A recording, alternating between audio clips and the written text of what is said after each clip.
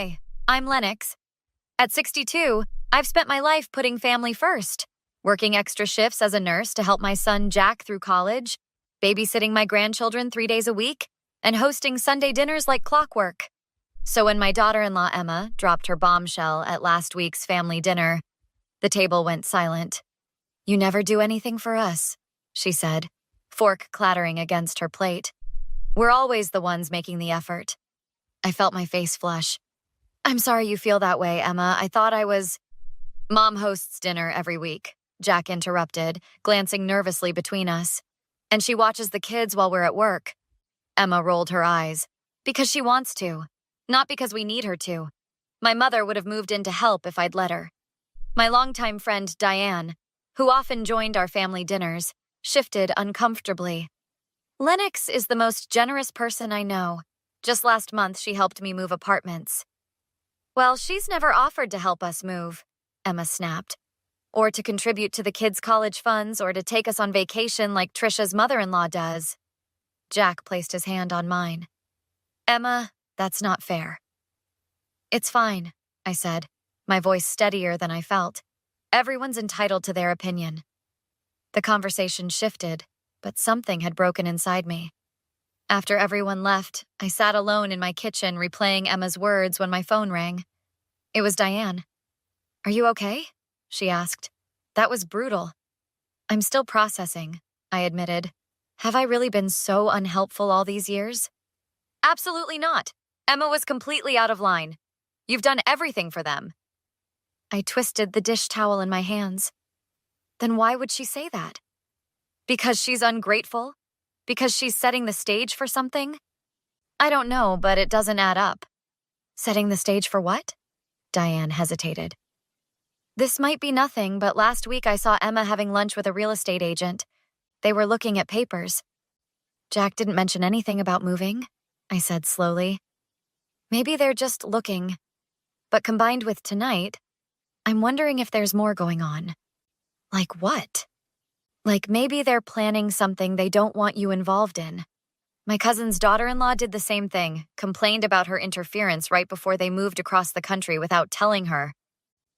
My stomach dropped. "You think they're planning to move away?" "I don't know, but Emma's sudden complaint feels calculated." "I need to find out what's going on," I said, without causing more drama. "Call Daniel," Diane suggested. "Emma tells him everything."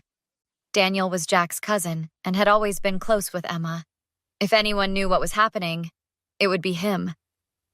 "I'll call him tomorrow," I agreed. "And Diane? Thank you for being here." "Always. And Lennox, whatever's happening, don't let Emma gaslight you. You've been nothing but generous." After hanging up, I sat in my silent kitchen, my mind racing. Emma's words echoed in my head. "You never do anything for us." Why now, after 7 years of marriage to my son? What was she really trying to say or set up? Daniel agreed to meet me for coffee the next morning at the local diner. He slid into the booth across from me, looking uncomfortable. "Thanks for coming," I said, pushing a mug toward him. "I wanted to talk about what happened at dinner yesterday." He fidgeted with a sugar packet. "Yeah, that was intense." "Did you know Emma felt that way about me?" "Not exactly," he hedged. "But she's been talking about changes." "What kind of changes?" the waitress interrupted, dropping off our orders. When she left, Daniel leaned forward. "Look, I probably shouldn't tell you this, but Emma and Jack are planning to move to Phoenix. Jack got a job offer." My coffee suddenly tasted bitter. "When were they going to tell me?" "After Emma's parents' anniversary party next month. But that's not all." He hesitated again. "They're asking Emma's parents to move with them. They've found a place with an in-law suite." The revelation hit like a physical blow. "So Emma's parents get an in-law suite, but I get—" "What? A phone call from across the country?" "I'm sorry, Lennox. I thought you knew." "No, and apparently I'm not supposed to." I took a deep breath. "Is there anything else I should know?" Daniel shifted uncomfortably. "Well, Emma's been telling people you refused to help with the down payment. She said they asked you to contribute since her parents are putting in $50,000. They never asked me for a penny," I said, my voice tight. I would have helped if they'd asked. That's not all, Daniel continued. She's been saying you've refused to watch the kids more so she can take real estate classes. She's never asked me to watch them more. I'm already watching them Monday, Wednesday, and Friday while they work. Daniel looked genuinely surprised. She told everyone you only watch them once a week, and even then, you complain about it. My hands trembled against my mug. That's absolutely false. There's more, Daniel said reluctantly. Emma told her parents you've been trying to convince Jack to reject the Phoenix job because you don't want them to leave. I didn't even know about the job until you just told me. Our conversation was interrupted when my phone rang. It was Sarah, another friend who often helped with my grandchildren. Lennox, I just ran into Emma at the grocery store, she said without preamble. She was telling Margaret that you've been bad-mouthing her to Jack's side of the family. What? That's ridiculous. I know. I called her out on it. She got flustered and left. Sarah paused. Is everything okay between you two? Not really. Can you meet me and Daniel at Riverside Diner? There's something going on. 20 minutes later, Sarah joined us. As we compared notes, a disturbing pattern emerged. Emma had been systematically lying about me to friends, family, and apparently anyone who would listen. Why would she do this? Sarah asked. To justify moving away without guilt, Daniel suggested. If everyone thinks Lennox is difficult and unhelpful, they'll support their decision to leave. We need to talk to Jack, I said firmly. He can't possibly know what she's saying. Or maybe he does, Daniel said gently. Emma mentioned he's been frustrated that you won't help with their mortgage payments. But they've never asked. I helped them with their wedding, with the down payment on their first house. I would have helped again if they'd asked. Sarah placed her hand on mine. This feels deliberate, Lennox. She's creating a narrative where you're the villain. Well, I said, straightening my shoulders, it's time to set the record straight. I invited Jack for lunch the following day, alone.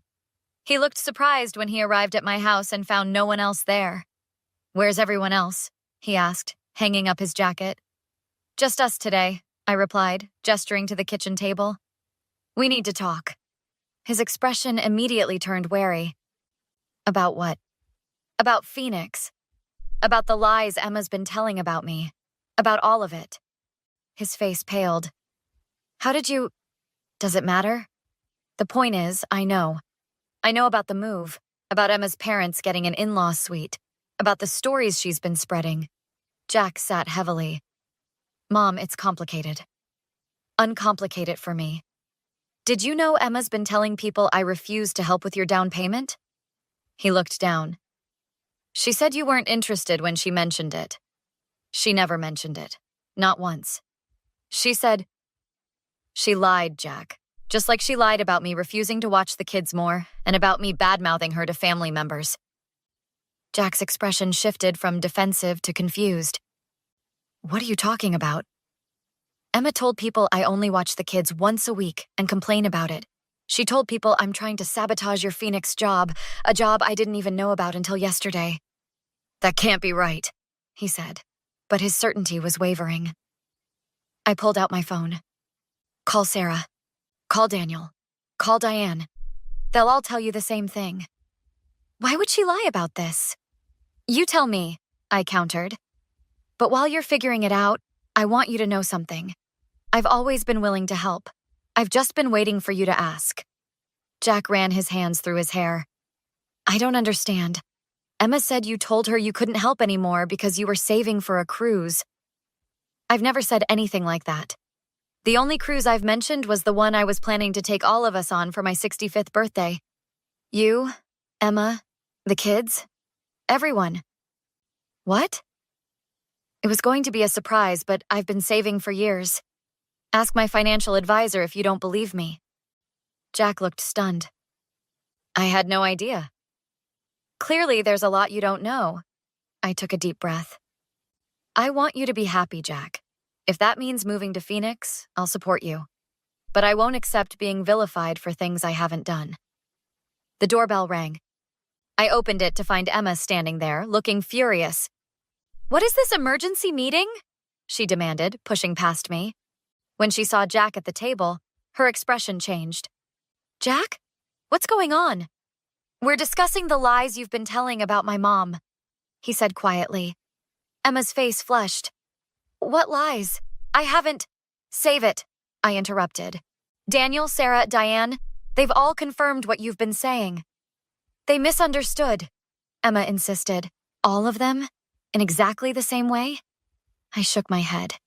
"You told people I refused to help with your down payment. You told them I barely watched the kids. You told them I've been trying to sabotage your move, a move I knew nothing about." "You're twisting things," she said desperately. "Jack, she's trying to turn you against me."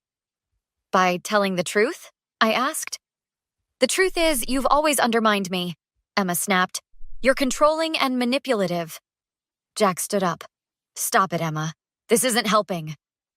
"You're taking her side?" Emma's voice rose. "After everything I've done for this family?" "I'm not taking sides," Jack said. "I'm trying to understand what's happening."